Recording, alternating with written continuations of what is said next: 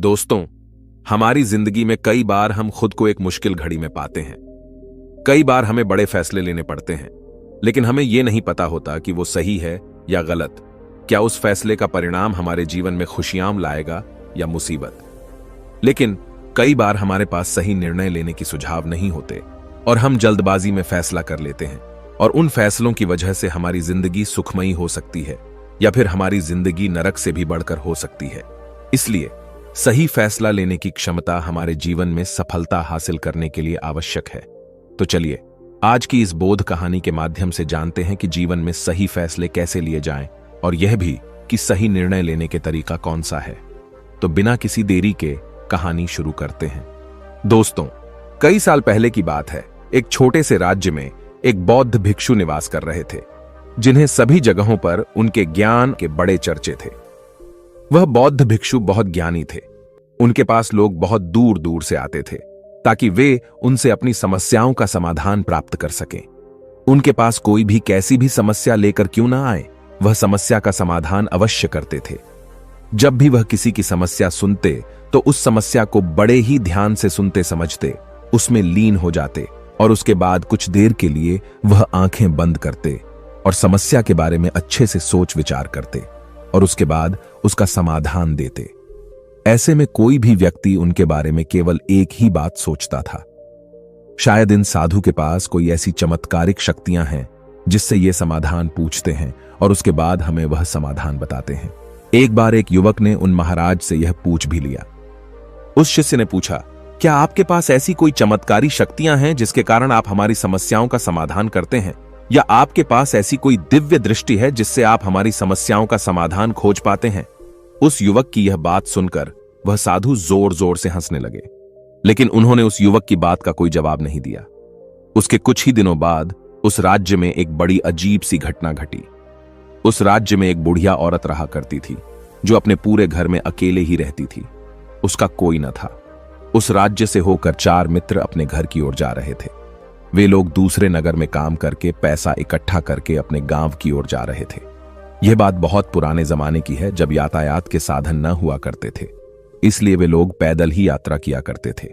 इसी कारण वे चारों मित्र अपने अपने धन को इकट्ठा करके अपने गांव की ओर प्रस्थान कर रहे थे। उन चारों ने अपना अपना धन एक छोटी सी पोटली में रखा था और उसी पोटली में उन सबकी सारी कमाई थी।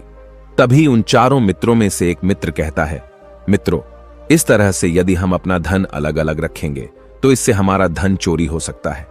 क्यों ना हम अपना सारा धन एक ही पोटली में रख दे, जिससे हम सब इस पर ध्यान भी दे सकेंगे और हमारा धन सुरक्षित भी हो जाएगा। और जब हम अपने गांव पहुंच जाएंगे तो हम वहां पर अपना अपना हिस्सा इसमें से ले लेंगे। उन तीनों मित्रों ने उस युवक की बात मान ली और वे सभी मिलकर अपना धन एक ही पोटली में रख देते हैं और वे सभी मिलकर अपने गांव की ओर आगे बढ़ते हैं। चलते चलते काफी समय बीत चुका था और अब रात्रि होने वाली थी। तभी आगे चलकर रास्ते में उन्हें एक घर दिखाई दिया, जहां पर एक बूढ़ी औरत रहा करती थी। रात्रि का समय भी हो चुका था और उन चारों मित्रों को रात रुकने के लिए कोई न कोई जगह की आवश्यकता भी थी। ऐसे में उन चारों ने मिलकर यह योजना बनाई कि वे लोग आज रात इसी घर में ठहरेंगे। इसलिए वे चारों लोग उस घर की ओर आगे बढ़ते हैं। उस घर का दरवाजा खटखटाते हैं। तभी सामने से एक बूढ़ी औरत दरवाजा खोलती है और उन चारों मित्रों में से एक मित्र हाथ जोड़कर उस बूढ़ी औरत से कहता है, माताजी, हम अपने गांव की ओर जा रहे थे, लेकिन यहां रास्ते में ही रात हो गई और अब हम इतनी रात में सफर नहीं कर सकते। इसलिए हमारी आपसे विनती है कि हम आपके यहां पर एक रात रुकना चाहते हैं। कल सुबह होते ही हम यहां से चले जाएंगे। उस बूढ़ी औरत ने काफी देर सोच विचार किया और उसके बाद वह बूढ़ी औरत कहती है, ठीक है, तुम सभी आज रात के लिए यहां पर रुक सकते हो। मुझे कोई दिक्कत नहीं, मैं खाना बनाने जा रही हूं। कहो तो तुम लोगों के लिए भी बना दूं। उन चारों ने सहमति जताते हुए कहा, हां बिल्कुल। उसके बाद उन चारों मित्रों ने वर्धन की पोटली उस बूढ़ी औरत को थमा दी और कहा, माताजी, इस पोटली में हमारे साल भर की कमाई है।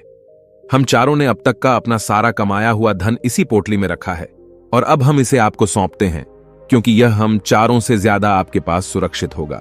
हम बस इतना चाहते हैं कि यदि हम चारों में से कोई एक व्यक्ति से लेने आए तो आप इस पोटली को उसे मत देना, जब तक कि हम चारों एक साथ इस पोटली को लेने ना आए। तभी वह बूढ़ी औरत कहती है, ठीक है बेटा, यदि तुम चारों एक साथ आओगे तभी मैं इस पोटली को आपको सौंपेंगी। और वैसे भी आप लोग तो सुबह यहां से चले जाने वाले हैं, मैं आपको सुबह ही यह पोटली थमा दूंगी। वह धन की पोटली उस बूढ़ी औरत को थमाकर चारों मित्र निश्चिंत हो जाते हैं कि अब उनका धन सुरक्षित है, और वे लोग खाना खाकर सो जाते हैं। अगली सुबह जब वह चारों उठते हैं तो सभी लोग अपनी आगे की यात्रा के लिए तैयारियां शुरू कर देते हैं। उन चारों नौजवानों में से एक नौजवान थोड़ा सा बदमाश था। वह अपने उन तीनों मित्रों से कहता है, भाइयों, इस बूढ़ी औरत ने हमारी रात भर खातिरदारी की है, हमें अच्छा भोजन खिलाया, सोने के लिए अच्छी जगह दी, रात भर यहां सर छुपाने के लिए एक अच्छा मकान दिया, और हमने अब तक उसके लिए कुछ नहीं किया। वह बूढ़ी औरत अकेले ही खेतों में काम कर रही है। क्या हम सभी यहां से जाने से पहले इस बूढ़ी औरत की मदद नहीं कर सकते? उस बदमाश नौजवान ने मन ही मन यह योजना बना ली थी कि वह किसी तरह से भी उस बुढ़िया से पोटली हासिल करके ही रहेगा। बाकी के तीनों मित्र उसकी बातों में आ जाते हैं और वे सभी मिलकर उस बुढ़िया की मदद करने अर्थात खेतों में काम करने के लिए चल पड़ते हैं। वे सभी मिलकर खेतों का काम कर ही रहे थे कि तभी वह बदमाश नौजवान अपने बाकी तीनों मित्रों से कहता है, मित्र, मुझे जोरों की प्यास लग गई है, मैं जरा उस बूढ़ी औरत से पानी मांग कर लाता हूं। वह बाकी मित्र भी अब काफी थक चुके थे, उन्हें भी जोरों की प्यास लगी थी, इसलिए वह तीनों मित्र उसे वहां से जाने की अनुमति दे देते हैं। जैसे ही वह बदमाश उस बूढ़ी औरत के पास पहुंचता है, वह उस बूढ़ी औरत से कहता है, माताजी, अब हम यहां से जा रहे हैं, कृपया करके हमारे धन की पोटली हमें वापस दे दें। इस पर वह बूढ़ी औरत कहती है, नहीं नहीं, जब तक तुम चारों एक साथ ना हो तब तक मैं वह पोटली किसी को नहीं दे सकती। तुम्ही ने तो कहा था कि जब तक हम चारों एक साथ ना हो तब तक यह पोटली किसी को नहीं देनी है। तभी वह बदमाश उन तीनों की तरफ इशारा करते हुए कहता है, लाऊं। उन तीनों ने सोचा कि हमारा मित्र हमारे लिए पानी लाना चाहता है, इसलिए वह हमसे आज्ञा मांग रहा है। तभी उन तीनों मित्रों ने इशारे में उस युवक से कहा, हां हां ठीक है, ले आओ। ये देख उस बुढ़िया को यह लगने लगा कि अब ये चारों यहां से जा रहे हैं और यह अपनी पोटली मांग रहे हैं, इसलिए उस बुढ़िया ने वह कोट लाकर उस बदमाश के हाथों में रख दी और वह बदमाश उस पोटली को लेकर वहां से चला गया और बाकी के तीनों मित्र अपने खेत के काम में व्यस्त हो जाते हैं। कुछ देर के बाद जब वह तीनों खेत का काम करके वापस लौटते हैं और बुढ़िया से कहते हैं, माताजी, हमारा मित्र जो यहां पानी पीने आया था वह कहां गया? इस पर वह बुढ़िया कहती है, क्या वह पानी पीने आया था? पर वह तो कह रहा था कि हम चारों जा रहे हैं, कृपया करके हमारे धन की पोटली हमें थमा दे। तब तीनों बड़े आश्चर्य होकर उस बुढ़िया से कहते हैं, माताजी, हमने भला कहां वह पोटली मांगी थी, हमें तो प्यास लगी थी और हमने पानी के लिए इशारा किया था। तभी बूढ़ी औरत उन तीनों से कहती है, परंतु अब तो वह पोटली लेकर जा चुका है। तभी वह तीनों मित्र सर पकड़कर रोने लगते हैं और कहते हैं, माताजी, उसमें हमारा सारा कमाया हुआ धन था जो वह अकेले लेकर भाग चुका है। हमने तो आपको कहा था कि जब तक हम चारों एक साथ ना आए तब तक आपको वह पोटली किसी को नहीं देनी है, फिर आपने ऐसा क्यों किया? इसमें आप ही की गलती है। हमने आपको उस पोटली की हिफाजत के लिए रखा था और आपने उसे एक ऐसे आदमी के हाथों में दे दिया जिसने हमारा सारा धन हमसे लूट लिया। हम बर्दाश्त नहीं करेंगे, हम राजा के पास जाएंगे और राजा से आपकी शिकायत करेंगे, न्याय की मांग करेंगे। अब तो इस बात का राजा ही फैसला करेंगे। तीनों नौजवान क्रोधित होकर राज दरबार में पहुंच जाते हैं और अपनी सारी समस्या उन राजा को बता देते हैं। जब वह राजा उन तीनों नौजवानों की बात ध्यानपूर्वक सुनता है तो वह तुरंत ही उस बुढ़िया को राज दरबार में पेश होने का आदेश देता है। राजा के आदेश पर राजा के सैनिक तुरंत ही उस बूढ़ी औरत को राज दरबार में पेश करते हैं और राजा भरी दरबार उस बूढ़ी औरत को दोषी करार कर देता है और कहता है, तुम्हें वह पोटली उस अकेले व्यक्ति को नहीं देनी चाहिए थी, जब उन्होंने तुमसे कहा था कि जब तक वह चारों एक साथ उस पोटली को लेने ना आए तब तक तुम्हें वह धन किसी को नहीं देना चाहिए था। इसमें तुम्हारी गलती है और अब तुम्हें इसका हर्जाना भरना होगा, तुम्हें इनका धन लौटाना होगा। राजा का यह आदेश सुनकर बूढ़ी औरत फूट फूट कर रोने लगती है और राजा से मदद की गुहार लगाती है और कहती है, हे राजन, मैं तो एक बूढ़ी औरत हूं और मेरे पास इतना धन नहीं है और न ही मेरे घर में कोई ऐसा है जो धन कमाता हो। मेरे पास इतना धन नहीं कि मैं इनका धन लौटा सकूं। मैं तो अकेली हूं, बेसहारा हूं, कृपा करके मुझ पर रहम करें। लेकिन राजा उस बूढ़ी औरत की एक नहीं सुनता। वह बूढ़ी औरत रोते हुए अपने घर की ओर जा रही थी। यह सोच रही थी कि आखिर मैं इतना धन कहां से लाऊं कि कैसे मैं उन लोगों का यह धन उन्हें लौटाएंगे। मेरे पास इतना धन नहीं है। मैं क्या करूं, कैसे करूं, कहां से लाऊं इतना धन? यदि मैंने उनका धन नहीं लौटाया तो मुझे राजा मार डालेगा। वैसे भी मेरी ही गलती है। जब उन चारों ने मिलकर मुझसे कहा था कि जब तक हम चारों एक साथ ना आए तब तक वह पोटली किसी को नहीं थमा दी है, फिर भी मैंने वह पोटली केवल उस एक व्यक्ति को थमा दी। इसमें गलती तो मेरी ही है। वह रोते रोते ये सारी बातें सोचते हुए अपने घर की ओर जा रही थी। तभी रास्ते में उस बूढ़ी औरत को वही संत मिले जो उस नगर में किसी भी समस्या का समाधान बड़ी ही सरलता और सहजता से करते थे। उन्होंने उस बूढ़ी औरत से कहा, क्या बात है बेटी, क्यों रो रही हो? इस पर वह बूढ़ी औरत उस संत को सब कुछ सच सच बता देती है और कहती है, हे महाराज, इसमें गलती तो मेरी ही है। उन चारों ने तो पहले ही कहा था कि जब तक वे चारों एक साथ न आएं तब तक वह पोटली मुझे किसी को नहीं देनी। लेकिन मेरी हिम्मत मारी गई थी जो मैंने वह पोटली केवल एक व्यक्ति को थमा दी और वह उनका सारा धन लेकर वहां से भाग गया। लेकिन अब मुझे यह समझ नहीं आ रहा कि मैं वह सारा धन कहां से लाऊं, कैसे जुटाऊं। मेरे पास इतना धन नहीं है और राजा ने तो आदेश भी दे दिया है कि मुझे उनका धन लौटाना ही पड़ेगा। लेकिन मैं यह समझ नहीं पा रही कि इतना सारा धन मैं कहां से लाऊंगी। तभी बसंत उस बूढ़ी औरत से कहते हैं, शांत हो जाओ, मैं कोई ना कोई रास्ता जरूर निकाल लूंगा। इतना कहकर वह संत वहीं पर बैठ जाते हैं, ध्यान करने लगते हैं। कुछ देर के लिए आंखें बंद कर सोचते हैं, विचार करते हैं। मौन रहकर वह समस्या का समाधान निकालते हैं और उसके बाद वह उस बूढ़ी औरत से कहते हैं, बेटी, राजा ने फैसला किया है वह बिल्कुल गलत है। आपने जो किया इसमें आपकी कोई गलती नहीं है। राजा का फैसला गलत है। उन संत के इतना कहने पर बूढ़ी औरत चुप हो गई और यह सोचने लगी कि आखिर राजा का फैसला कैसे गलत हो सकता है। राजा तो सभी के लिए न्याय ही करते हैं और वह कभी किसी का बुरा नहीं करते। फिर आखिर आज राजा का फैसला कैसे गलत हो गया? उन संत और उस बुढ़िया की बात आसपास के खड़े लोग सभी लोग सुन रहे थे और वे लोग भी बड़े अचरज में थे, क्योंकि राजा का फैसला कैसे गलत हो सकता है। राजा ने तो बिल्कुल सही फैसला लिया है। इस बूढ़ी औरत ने ही गलती की है। उन चारों का धन केवल एक ही को थमा दिया। ऐसे में इस बुढ़िया को उनका धन तो लौटाना ही चाहिए। राजा ने गलत फैसला कहां किया है? तभी बसंत उस बूढ़ी औरत से कहते हैं, जाओ और राज दरबार में कह दो कि हे राजन, आपका फैसला गलत है और सही क्या है, गलत क्या है, इसका फैसला मैं करूंगा। पहले तो बूढ़ी औरत इतनी हिम्मत ही नहीं जुटा पा रही थी कि वह राज दरबार में जाकर भरे राज दरबार राजा को यह कह सके कि राजन, आपका फैसला गलत है। लेकिन जैसे तैसे उसने हिम्मत जुटाई और वह वापस राज दरबार लौटी। उसने डरते हुए भरे राज दरबार राजा से बड़ी थर्राती आवाज में कहा, हे राजन, आपने जो फैसला किया है वह फैसला गलत है। इतना कहकर उसने राजा को सारी बात सच सच बता दी। उस बूढ़ी औरत की बात सुनकर राजा बहुत क्रोधित हुआ। राजा ने उस बूढ़ी औरत से कहा, कौन है वह संत जिसने मेरे फैसले को गलत बताया है? क्या उन्हें नहीं लगता कि मैंने सही निर्णय लिया है?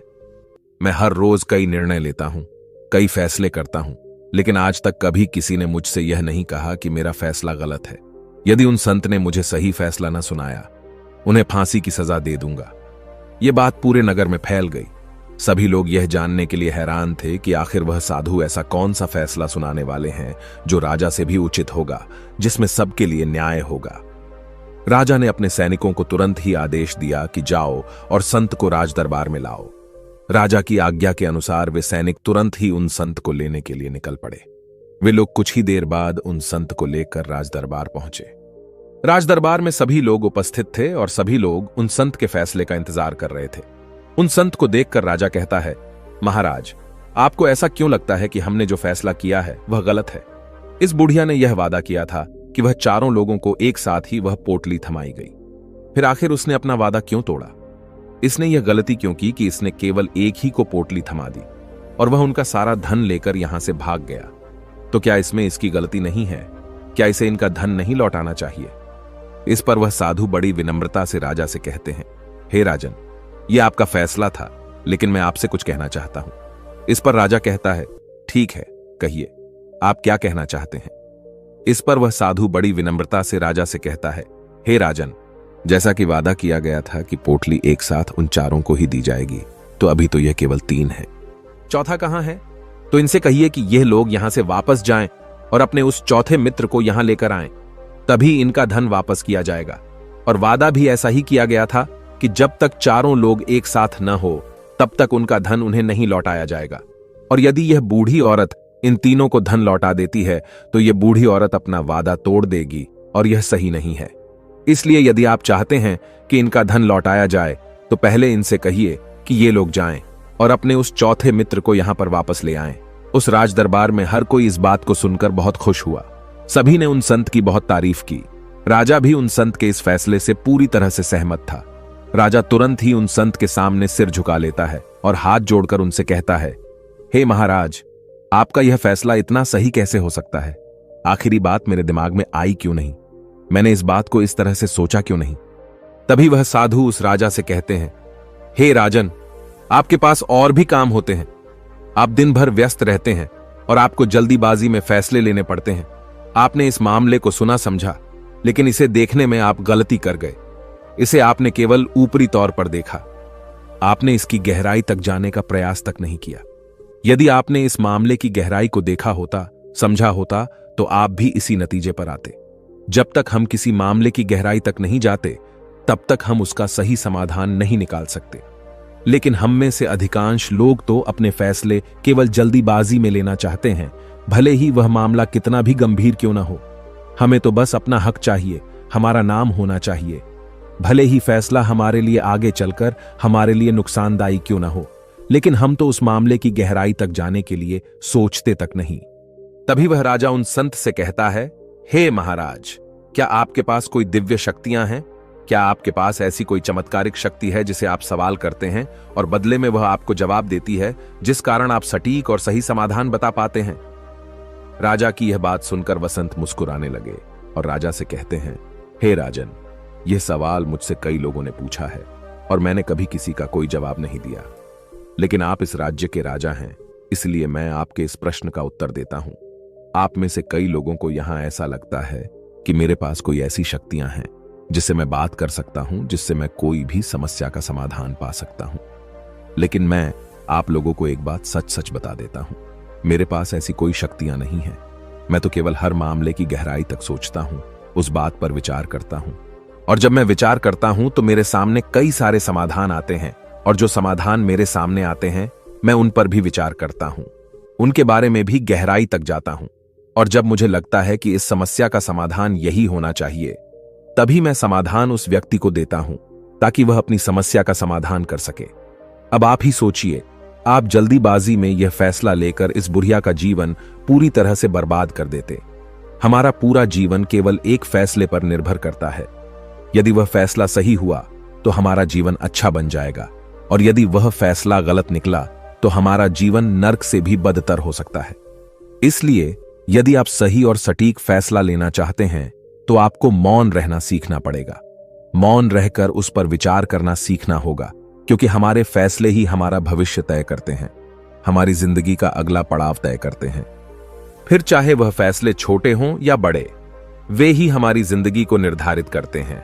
इसलिए सबसे पहले हमें सही फैसले लेने के लिए मौन रहना सीखना आवश्यक है, उन पर विचार करना आवश्यक है, और जब आप ऐसा करते हैं तो आपके सामने एक ही समस्या के कई सारे समाधान निकल कर आते हैं, और जब आप उन पर गौर करेंगे तो आपको यह समझ में आएगा कि उन फैसलों का समाधान कैसा होना चाहिए, कि समाधान से आपको क्या फायदा होगा और क्या नुकसान होगा, या उस समाधान पर सोच और विचार करने पर ही आप उसे समझ सकते हैं, और तभी आप यह निर्णय भी ले सकते हैं कि क्या यह समाधान उचित रहेगा या नहीं। और यह सब संभव हो सकता है यदि हम कम बोलना शुरू करें।